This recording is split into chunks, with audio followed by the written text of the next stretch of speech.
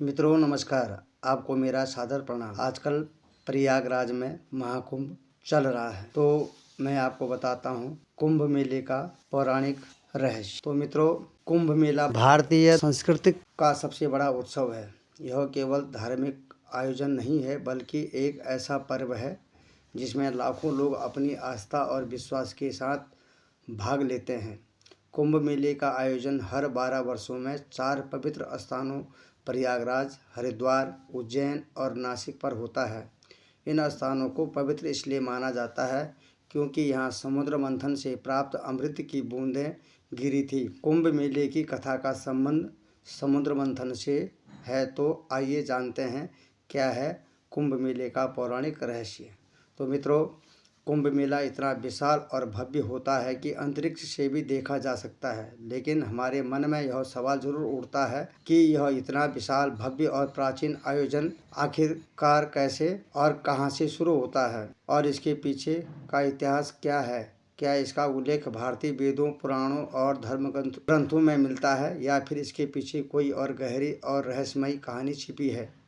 और सबसे रोचक और आश्चर्य वाली बात यह है कि कुंभ मेले के शाही स्नान का पहला अधिकार केवल नागा साधुओं को दिया जाता है, जबकि अन्य साधु संतों को उनके बाद स्नान करने का अवसर मिलता है। इस विशेष परंपरा के पीछे एक अद्भुत इतिहास छिपा है जो नागा साधुओं को इतना विशिष्ट और सम्माननीय बनाता है। महाकुंभ का आयोजन प्रयागराज के त्रिवेणी संगम पर होता है, जहां गंगा, यमुना और सरस्वती नदियों का संगम माना जाता है। लेकिन यहाँ केवल गंगा और यमुना ही दिखाई देती हैं। आखिर सरस्वती नदी क्यों नहीं दिखाई देती है? तो क्या कलयुग में सरस्वती नदी अदृश्य हो गई है? केवल एक धार्मिक मान्यता है या इसके पीछे कोई गहरा धार्मिक रहस्य या वैज्ञानिक रहस्य छिपा हुआ है? तो मित्रों, प्रयागराज में स्थित अक्षय वट, जिसे अमर वृक्ष माना जाता है, जो सृष्टि के विकास और प्रलय का साक्षी रहा है, इसके पीछे का इतिहास और महत्व क्या है? 2025 के महाकुंभ में भारत के 31 प्रमुख अखाड़े हिस्सा लेने वाले हैं। अखाड़ों का इतिहास और उनका महत्व क्या है? इन सभी सवालों का जवाब और महाकुंभ के अनसुने रहस्यों को जानने के लिए आप हमारे साथ बने रहें, क्योंकि यह केवल एक मेला नहीं बल्कि आस्था, विश्वास और संस्कृति का संगम है। प्राचीन ग्रंथों में कुंभ मेले का स्पष्ट उल्लेख नहीं मिलता, फिर भी इसे भारत का सबसे बड़ा तीर्थ माना जाता है। यह नहीं, इसे यूनेस्को ने मानवता की संस्कृति विरासत की सूची में भी शामिल किया है, जो इसकी ऐतिहासिक और सांस्कृतिक महत्व को दर्शाता है। कुंभ संस्कृत का ऐसा शब्द है जिसका अर्थ होता है कलश या घड़ा, लेकिन अब सवाल यह उठता है कि अगर कुंभ केवल पानी का घड़ा है तो यह इतना बड़ा और विश्वविख्यात त्यौहार कैसे बन गया। दोस्तों, इस वीडियो में आपको महाकुंभ के आरंभ से लेकर अभी तक की पूरी यात्रा के बारे में बताएंगे।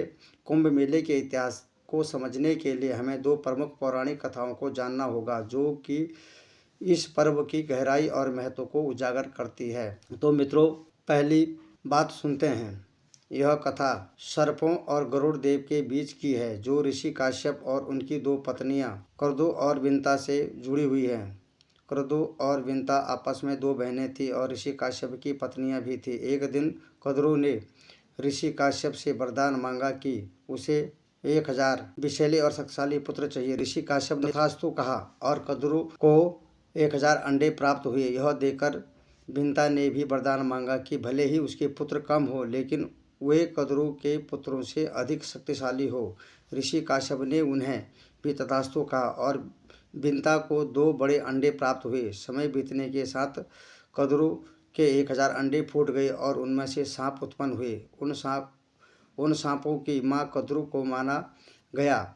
दूसरी ओर विंता के अंडे नहीं फूट रहे थे और उत्सुकता में उसने एक अंडा समय से पहले फोड़ दिया। उसमें से एक अधूरा जीव उत्पन्न हुआ जिसका शरीर कमर तक ही विकसित हुआ था। वह जीव गुस्से में बोला, माँ, आपने मेरे साथ यह अन्याय किया है, लेकिन कृपया आप दूसरे अंडे के साथ ऐसा मत कीजिएगा। वह जीव उड़ गया और उसका नाम अरुण रखा गया। आगे चलकर वह सूर्यदेव का सारथी बना। एक दिन क्रतु और विंता ने सूर्यदेव के सफ़ेद घोड़े को देखकर शर्त लगाई। विंता ने कहा, यह घोड़ा पूरी तरह सफ़ेद है, जबकि क्रतु ने कहा कि उसकी पूंछ काली है। यह शर्त उनकी प्रतिष्ठा पर आ गई और तय हुआ कि जो भी हार जाएगा उसे दासी बनना पड़ेगा। कद्रू ने अपने नागपुत्रों से कहा कि वे सूक्ष्म रूप धारण कर घोड़े की पूंछ से चिपक जाए ताकि वह काली दिखाई दे। नागों ने ऐसा ही किया और कद्रू शर्त जीत गई। बिंता को हार मानकर दासी बनना पड़ा। कुछ समय बाद बिंता के दूसरे अंडे से एक शक्तिशाली जीव निकला जिसका चेहरा गरुड़ पक्षी जैसा था और शरीर मनुष्य जैसा था। उसका नाम गरुड़ रखा गया। जब गरुड़ ने देखा कि उसकी माँ बिंता कद्रू और उनके 1000 सर्प पुत्रों की दासी बन चुकी हैं तो उसने अपनी माँ को मुक्त कराने का संकल्प किया। गरुड़ ने सर्पों से बिंता को मुक्त कराने का उपाय पूछा तो सर्पों ने कहा, अगर तुम बैकुंठ से अमृत कलश लाकर हमें दे दो तो हम तुम्हारी माँ को मुक्त कर देंगे। गरुड़ ने यह शर्त मान ली। बैकुंठ धाम पहुंचकर गरुड़ ने अमृत कलश प्राप्त किया। देवताओं ने उन्हें रोकने की कोशिश की लेकिन गरुड़ अपनी अद्वितीय शक्ति के बल पर सफल रहे। विष्णु जी ने गरुड़ को रोका और उनसे पूछा, तुम इस कलश को क्यों ले जा रहे हो जबकि उसे खुद ग्रहण नहीं कर रहे हैं। गरुड़ ने अपनी माँ को मुक्त कराने की व्यथा सुनाई। विष्णु जी ने गरुड़ से कहा, अगर मैं तुम्हें यह कलश ले जाने दूं तो तुम हमेशा के लिए मेरे वाहन बनोगे। गरुड़ ने इस शर्त को स्वीकार कर लिया। गरुड़ ने अमृत कलश सर्पों के पास पहुंचाया लेकिन विष्णु जी ने अपनी मायावी शक्ति से अमृत कलश को वहां से गायब कर दिया। गरुड़ ने अपनी माँ को दासता से मुक्त कराया। इस यात्रा के दौरान गरुड़ पर इंद्र ने कई बार हमला किया लेकिन वे असफल रहे। अमृत कलश से अमृत की कुछ बूंदें हरिद्वार, प्रयागराज, उज्जैन और नासिक पर गिरी। यही कारण है कि इन 4 पवित्र स्थानों पर कुंभ मेले का आयोजन किया जाता है। महाकुंभ से जुड़ी सबसे लोकप्रिय दूसरी कथा यह है कि समुद्र मंथन की जिसे देवताओं और असुरों के बीच हुआ एक महान प्रयास माना जाता है। विष्णु पुराण के अनुसार एक बार दुर्वासा ऋषि ने एक दिव्य माला बनाई और इसे देवराज इंद्र को भेंट किया लेकिन इंद्र अपने अहंकार में डूबे हुए थे और उन्होंने उस माला को अपने ऐरावत हाथी के मस्तक पर रख दिया। ऐरावत ने वह माला जमीन पर गिरा दी और अपने पैरों से कुचल डाला। महर्षि दुर्वासा ने इसे अपना अपमान समझा और क्रोधित होकर इंद्र को शाप दे दिया कि उनका वैभव नष्ट हो जाएगा और सभी देवता अपनी शक्तियों को खो देंगे। इस शाप के कारण देवता कमजोर हो गए और असुरों से पराजित हो गए। अपने वैभव और शक्तियों को पुनः प्राप्त करने के लिए ब्रह्मा जी ने देवताओं को सुझाव दिया कि वे असुरों के साथ मिलकर समुद्र मंथन करें। इस मंथन से अमृत निकलेगा जिसे ग्रहण कर वे अमर हो जाएंगे। यह बात सब देवताओं ने असुरों को राजा बलि को बताई। वे भी समुद्र मंथन के लिए तैयार हो गए।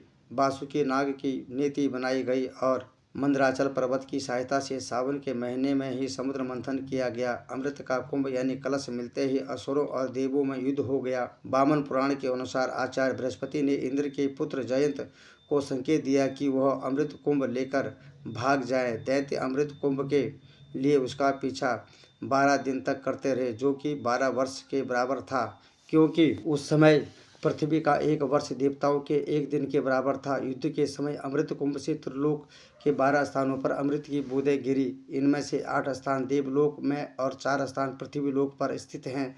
हरिद्वार, प्रयागराज, उज्जैन और नासिक यही वह पवित्र स्थान है जहाँ पर अमृत की बूंदों के कारण कुंभ मेले का आयोजन किया जाता है और शुरू हुआ था। लेकिन कहानी का सबसे महत्वपूर्ण हिस्सा जिसे जानना आपके लिए बेहद जरूरी है। श्रीमद् भागवत पुराण के अनुसार कुंभ का जो विवरण है उसके अनुसार सागर से समुद्र मंथन में 14 रत्न निकले थे जिनमें सबसे पहले हलाहल या कालकूट विष निकला था। इस विष की ज्वाला इतनी तीव्र थी कि सभी देवता और दानव इससे जलने लगे थे। तब भगवान शिव ने देवता, दानव और समस्त सृष्टि की रचना के लिए विष को खुद पी लिया था।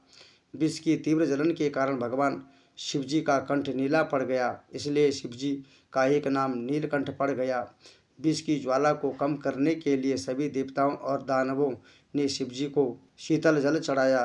इसके बाद उनके शरीर का ताप और जलन कम होने लगा। यही कारण है कि सावन में शिवजी का जलाभिषेक किया जाता है और ऐसा भी कहा जाता है कि जब शिवजी ने समुद्र मंथन से निकले हलाहल विष को ग्रहण किया तो उसकी कुछ बूंदें धरती पर गिरी। जिन घास की पत्तियों पर यह बूंदें गिरी उन्हें सांप ने चट लिया, जिससे सांप की जीभ बीच से कट गई।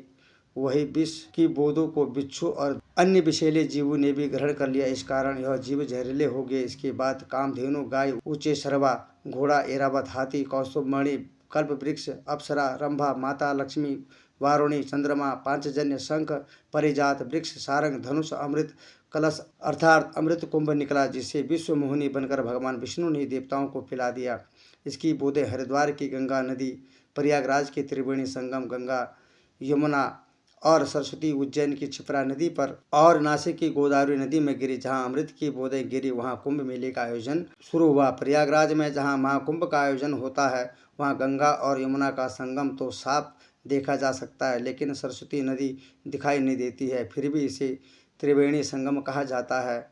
तो दोस्तों, अब हम इस सवाल का जवाब जानेंगे कि सरस्वती नदी अदृश्य क्यों हो गई। इसके पीछे की वजह जानने के लिए हमें इतिहास और पौराणिक कथाओं में झांकना होगा।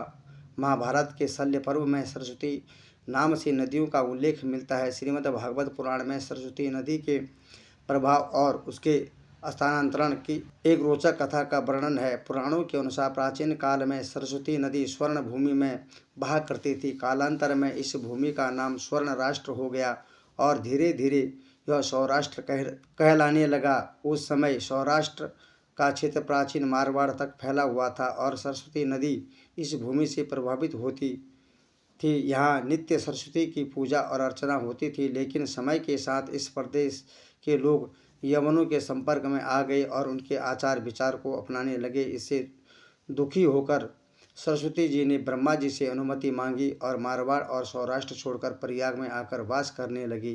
कहा जाता है कि सरस्वती के यहाँ से चले जाने के बाद यह समुद्र भूमि धीरे धीरे मरुस्थल में बदल गई और यही मरुस्थल आज राजस्थान के नाम से भी जाना जाता है। तो मित्रों, यह सरस्वती नदी के साथ मिलकर बहने लगी और इसी कारण प्रयागराज में 3 नदियों के संगम को त्रिवेणी संगम कहा जाता है। महर्षि वेद व्यास जी ने इसे तीर्थराज प्रयाग का नाम दिया है, जो गंगा, यमुना और अदृश्य सरस्वती के संगम का पवित्र स्थल है। यह स्थान न केवल धार्मिक बल्कि ऐतिहासिक और सांस्कृतिक दृष्टि से भी अद्वितीय है। प्राचीन ग्रंथों में कुंभ का अर्थ केवल एक साधारण कलश है, लेकिन यही साधारण शब्द दुनिया का सबसे बड़ा धर्म और संस्कृति का अमर प्रतीक बन गया। दरअसल कुंभ मेले का उल्लेख वैदिक ग्रंथों, सूत्र साहित्य, महाकाव्य, पुराण ग्रंथों, स्मृतियों या धर्मशास्त्रों में नहीं मिलता है। ऐतिहासिक किताबों में इसे माघ मेला या प्रयाग स्नान के नाम से जाना जाता है। कुंभ मेले में शाही स्नान का विशेष महत्व है। पवित्र नदियों में स्नान करना हिंदू मान्यताओं का अहम हिस्सा है। 2025 में कुंभ मेला प्रयागराज में आयोजित किया जा रहा है। इसकी शुरुआत 14 जनवरी 2025 को मकर संक्रांति से होगी और यह 25 अप्रैल 2025 तक चलेगा। इस दौरान करोड़ों श्रद्धालु संगम में स्नान करेंगे और मोक्ष की कामना करेंगे। कुंभ मेला 2025 न केवल एक धार्मिक आयोजन है, बल्कि यह आस्था, एकता और भारतीय संस्कृति का सबसे बड़ा पर्व है। हमें समुद्र मंथन की कथा से प्रेरणा लेकर संघर्ष और धैर्य का संदेश देता है। अगर आप आध्यात्मिकता की तलाश में हैं या भारतीय संस्कृति की गहराइयों को समझना चाहते हैं, तो कुंभ मेला 2025 में भाग लेना एक अद्भुत अनुभव होगा। जय श्री कृष्णा। मित्रों, यह कथा आपको कैसी लगी अपने कमेंट में आप ज़रूर बताइएगा और कथा को शेयर करिएगा, सब्सक्राइब करिएगा और आप सभी मित्रों का बहुत बहुत धन्यवाद। नमस्कार। जय श्री कृष्ण।